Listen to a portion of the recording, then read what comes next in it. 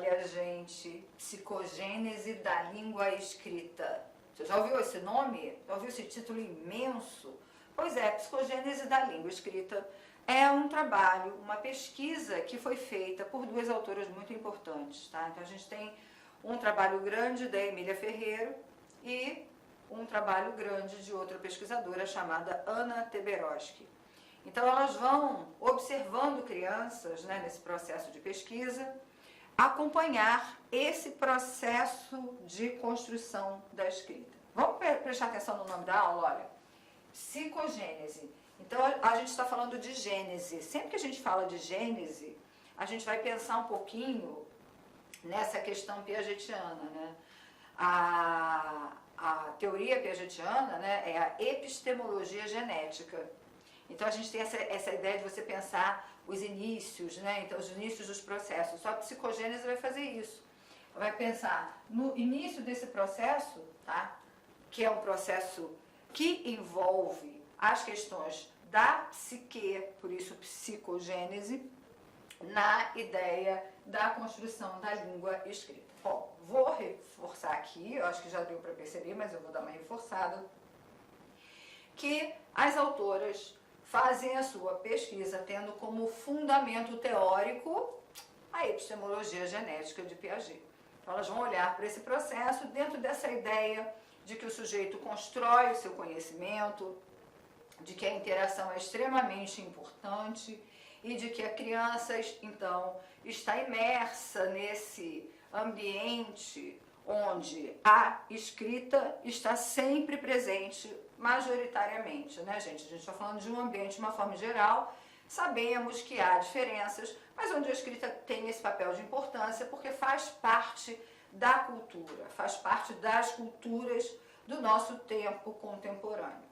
Então é por aí que a nossa conversa vai. O que eu vou apresentar aqui, deixa eu sempre lembrar, é a pesquisa. Isso não é uma metodologia de alfabetização. Existem vários métodos, né, que a gente, ao longo do tempo, foi construindo, usando e depois caindo em desuso, como os métodos sintéticos, os métodos analíticos. Você vai pensar lá no método global, seja o que for, na palavração, na sentenciação. Isso aqui não é uma metodologia. Na realidade, o que a gente vai estar fazendo aqui hoje é conhecendo um pouco mais dessa teoria, desse estudo teórico, que traz para a gente pistas, para a gente observar como é que a criança constrói o seu conhecimento, ok?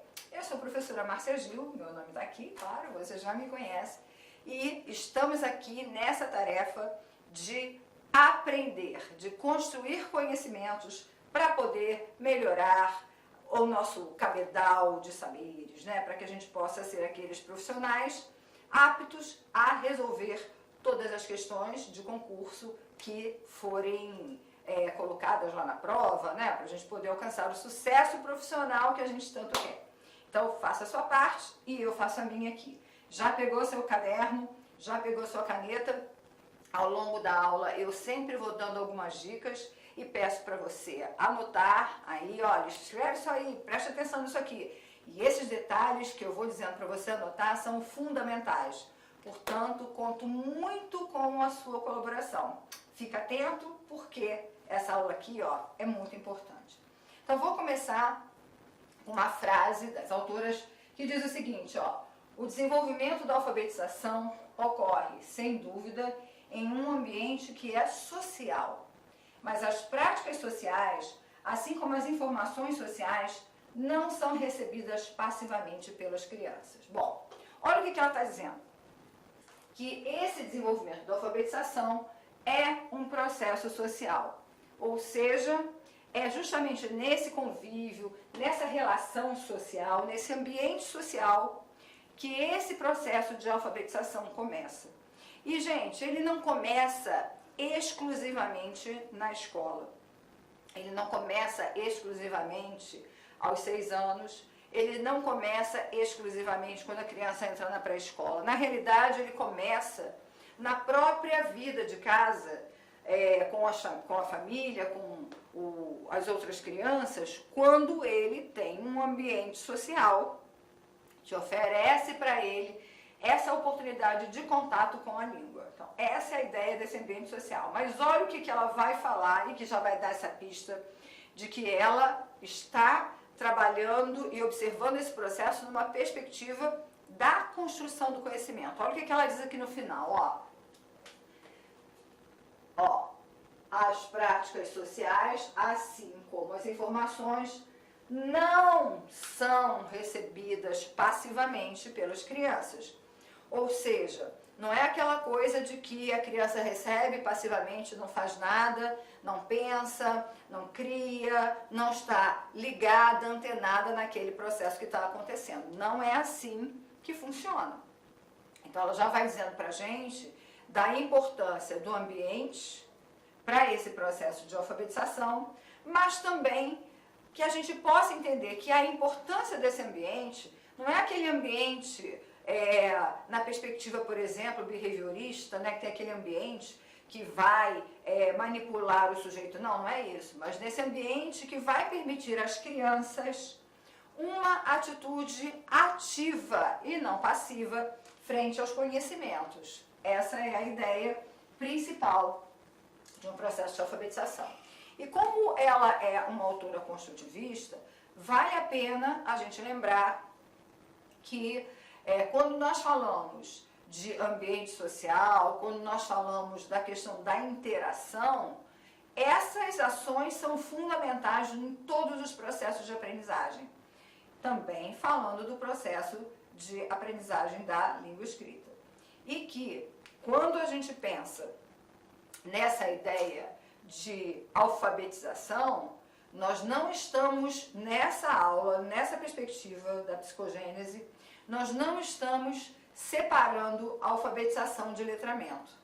Nós estamos trabalhando as duas coisas ao mesmo tempo. Para quem não está muito acostumado, eu vou retomar aqui os conceitos de alfabetização e letramento. A alfabetização, ela é entendida como aquele processo que dá às crianças a possibilidade de codificarem e de decodificarem, né, esse código alfabético, né, as sílabas e tudo mais. E o letramento é onde a criança vai construindo, descobrindo a função social da leitura e da escrita. E a gente sabe que esses processos são situações diferentes, mas são juntamente necessárias nesse processo complexo da alfabetização como um todo. Então, quando nós falamos de alfabetização, a gente está falando dessa alfabetização com sentido, dessa alfabetização com letramento, ou seja, desse olhar para a alfabetização que congrega não só o estudo do código, mas também o uso desse código, as funções sociais nas quais esse código é utilizado. E é por isso que a gente vai falar muito dessa questão do ambiente social nessa aula.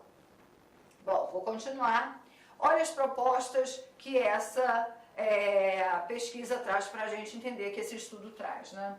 Restituir a língua escrita ao seu caráter de objeto social.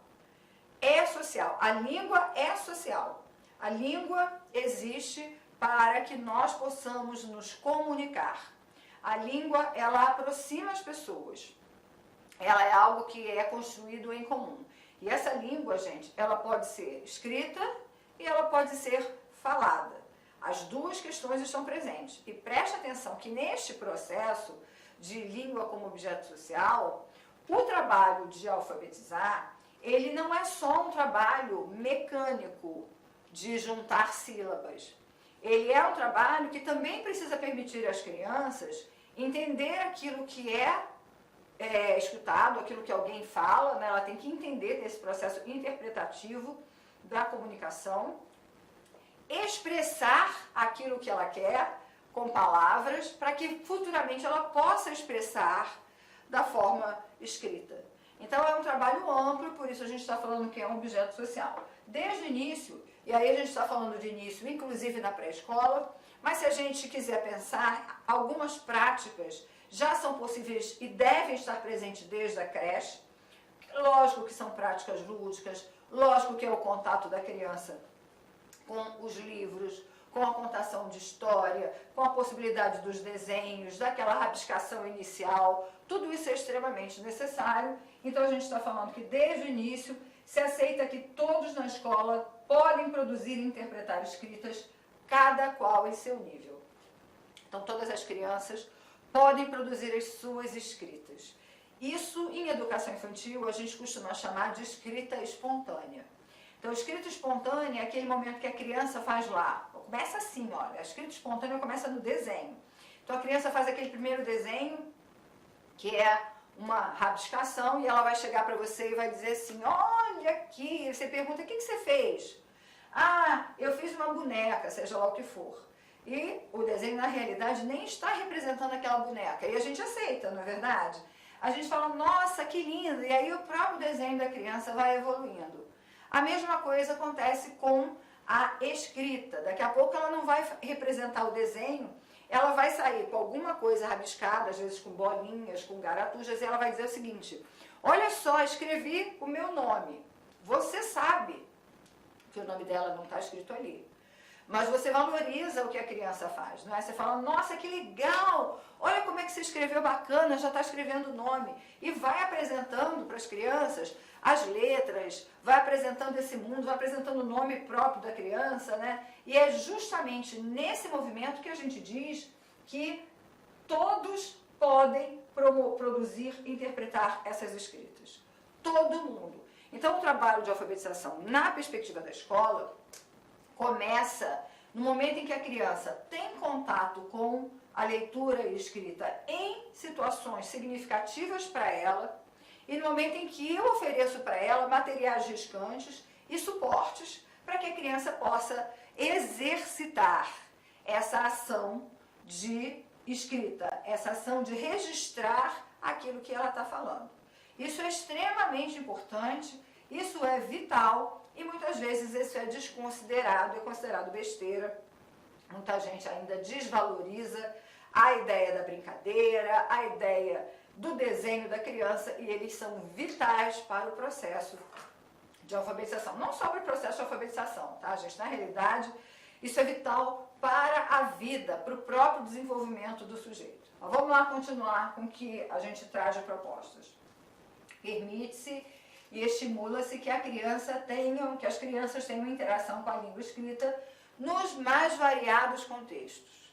Então, é contato com a língua escrita. Então, assim, não é só o livro de história ou a história em quadrinho, isso é ótimo, tá? Mas não é só isso.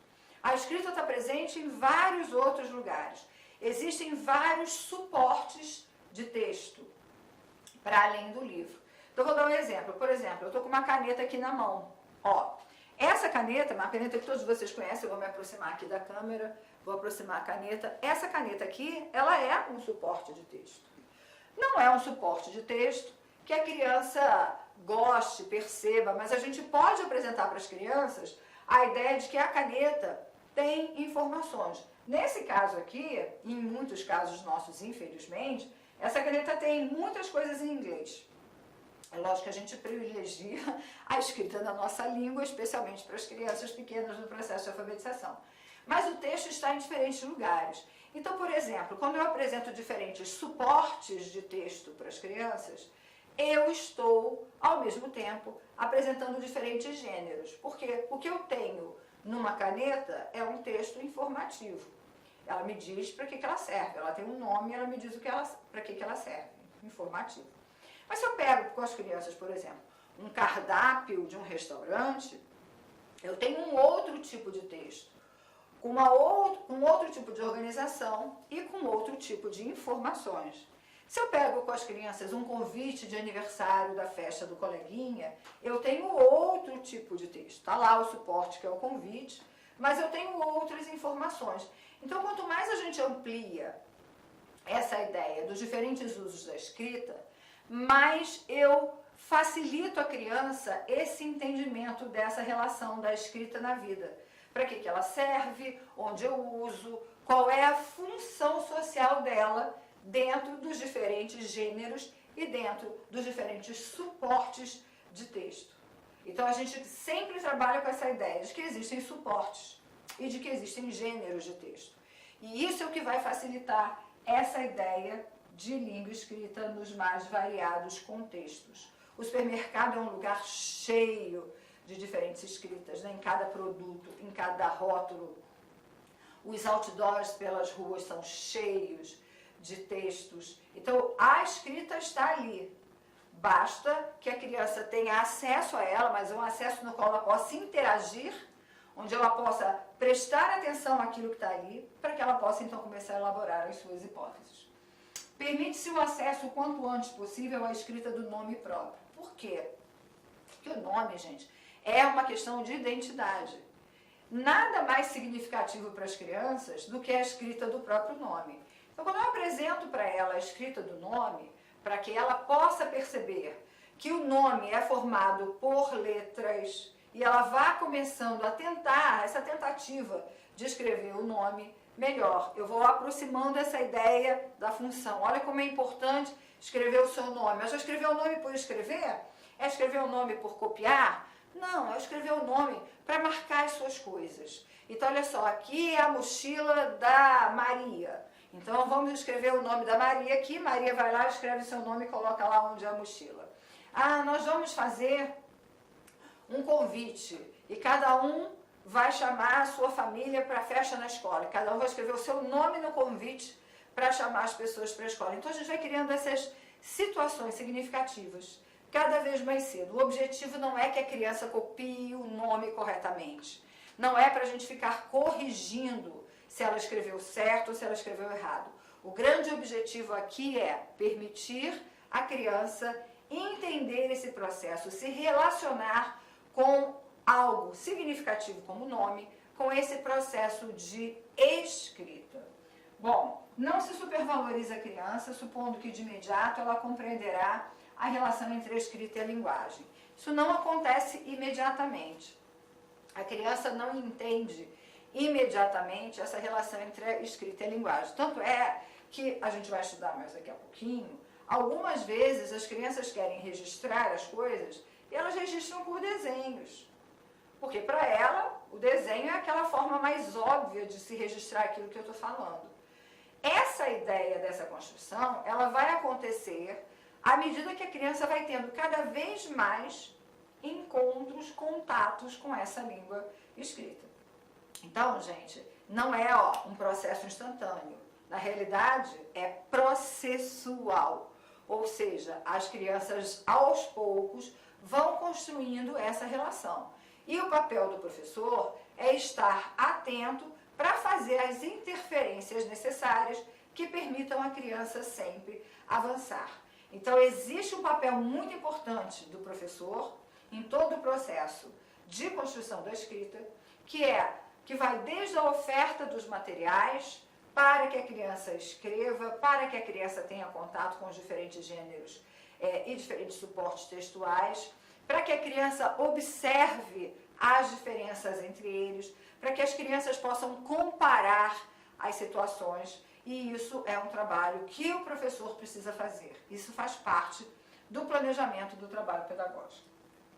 Não se pode imediatamente ocorrer na correção ortográfica, nem na correção gráfica. Entretanto, o processo de alfabetização inicial, nem sempre esses critérios são utilizados. Preste atenção, a criança começou a escrever, vou pegar um nome. E a gente sabe que tem um período da vida da criança que a criança espelha a letra. Vocês sabem o que é isso, né? Então, eu vou dar um exemplo. Ela tem um R na letra e o nome da criança é Rui. Aí ela faz assim, ó. Rui. Sei lá, escreveu assim.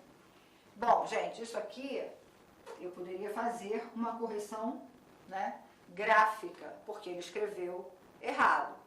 Mas, na realidade, eu entendo que esse é o processo. Então, eu não tenho que fazer isso, ó, de riscar e falar, não, ó, é assim. Não se faz isso nesse processo inicial. Esse processo inicial é um processo de exercício, de descoberta das crianças. E a gente vai acompanhando esse processo sempre de perto. O que a gente faz é apresentar o nome dela corretamente. E deixa, então, que ela vai aos poucos construídos. Preste atenção que eu não estou dizendo que no construtivismo não tem correção. Eu estou falando nessa fase extremamente inicial, onde a criança está dando os seus primeiros passos na direção da escrita. Por que a gente faz isso? Porque quando a gente começa com essa coisa, não, está errado, não é assim, a criança tende a se fechar, porque ninguém quer errar. Ninguém quer ficar no lugar do erro. E aí o erro vai assumindo esse lugar de ruim, e as crianças vão começando a ficar com vergonha, vai ficando aquela situação complexa, portanto é por isso que neste momento inicial, que a criança está lidando com os primeiros passos na direção da escrita, exercitando as primeiras coisas, a gente não faz esse tipo de correção, nem gráfica e nem ortográfica, ok? A gente vai ver lá na frente como é que essas coisas ortográficas aparecem e o que a gente entende sobre elas. Bom, essas são algumas propostas iniciais e a gente tem que pensar, então, como fazer isso, né? Nós vivemos crises de alfabetização, né? Então, o número de crianças que não se alfabetiza é muito grande, a gente tem disputas acontecendo atualmente em relação a essa questão da alfabetização. Pós-pandemia, a situação ficou bem complexa, porque as crianças não puderam ir à escola, esse é um grande desafio que a gente tem. E aí, tem professor que tem pavor de alfabetizar as crianças, tem medo desse processo de alfabetização, me dá qualquer coisa, mas não me dá alfabetização. E na realidade o que acontece é que quando o professor chega nas redes públicas, as turmas que ele pega normalmente são turmas de alfabetização, porque são as turmas mais rejeitadas em alguns cenários. É lógico que isso não é a verdade absoluta, é lógico que existem professores que amam alfabetizar, felizmente, porque realmente é um processo lindo, mas as pessoas acham que alfabetizar é difícil. E aí, olha o que a gente vai conversar, que as crianças são facilmente alfabetizáveis. Acredite, as crianças são facilmente alfabetizáveis, desde que a gente consiga observar tudo aquilo que é necessário para que ela possa ser alfabetizada. Imagina o seguinte, imagina que eu agora vou aprender mandarim. Gente, mandarim usa um outro código que não é nem sequer o alfabético. Eu não tenho contato com o mandarim, eu não tenho uso para o mandarim.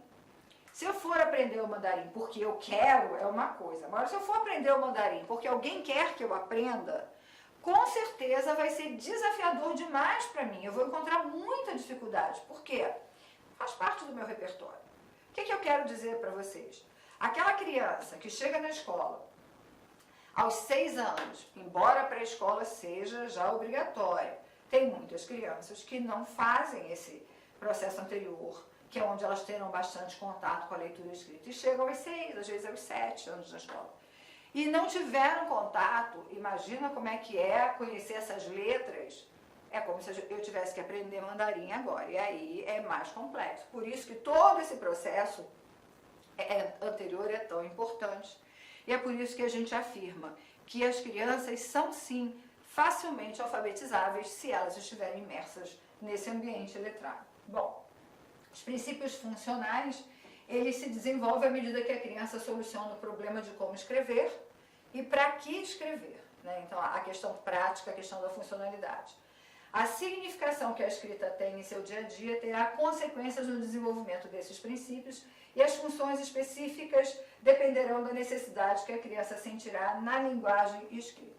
Então, veja, é o que a gente vem falando. Significação que a escrita tem. Isso é fundamental. Quais são os significados que a criança tem? Vamos pensar num texto cartilhado. Você pega cartilhas e aí você tem aqueles textos muito bobos, né? Que não tem o menor significado para as crianças. Tipo aquela, vou pegar o exemplo que Paulo Freire trazia, né?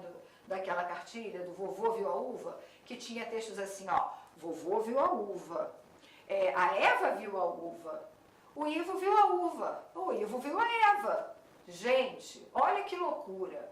Qual é o significado desse texto, que é pobre em todos os aspectos, que não se comunica com a vida da criança, que na realidade não comunica nada. Nada mais é do que um texto formulado com famílias silábicas para reforçar essa ideia de que as crianças têm que conhecer aquela família silábica, associando com outras famílias que elas já conheceram. Então, isso tudo empobrece esse processo de significação.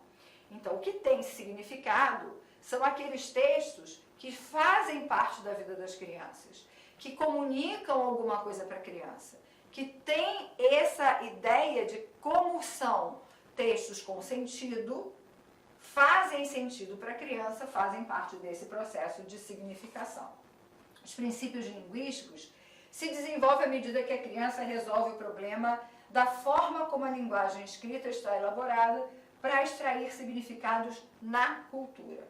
Nessas formas estão incluídas as regras ortográficas, grafofônicas, sintáticas, semânticas e pragmáticas de linguagem escrita. Então, isso vai acontecendo na medida que a criança vai ampliando o seu repertório de possibilidades e de conhecimentos em relação a essa temática. Fora isso, gente, não tem muito o que a gente corrigir nesse processo. Às vezes é tão difícil, né? A gente pega adultos que têm uma grande dificuldade em, por exemplo, escrever redações. Tem gente que fala assim, vou fazer concurso. Nossa, tem redação, socorro, tem redação, eu tenho horror à redação. Ou tem uma questão discursiva. Nossa, que horror, eu vou ter que fazer uma questão discursiva, eu sou péssima nisso. A gente tem que olhar por que as pessoas têm essa relação com a escrita. Olá, meus amigos. Inicialmente eu peço desculpa para você, eu peço licença, pois interrompi seus estudos. Mas esse vídeo da Lá Concursos é um vídeo demonstrativo para todos aqueles que desejam fazer o concurso da Prefeitura de Barra do Bugres. É um vídeo demonstrativo para vocês conhecerem a qualidade do nosso curso. Gente, olha só, quer continuar assistindo essa videoaula? Você quer fazer o nosso curso completo? Cara, aqui é o melhor custo-benefício do mercado. Pode ter certeza disso, o melhor custo-benefício do mercado, tá certo? A partir de 10 parcelinhas aí de R$30, você vai estar estudando com a gente um curso focado na banca Selecom, onde nós temos grande experiência de condução dessa banca. Então vem estudar conosco, quer fazer a matrícula, tem um link aqui embaixo, pode clicar e vir estudar aqui na Lá Concursos. Forte abraço, tchau, tchau!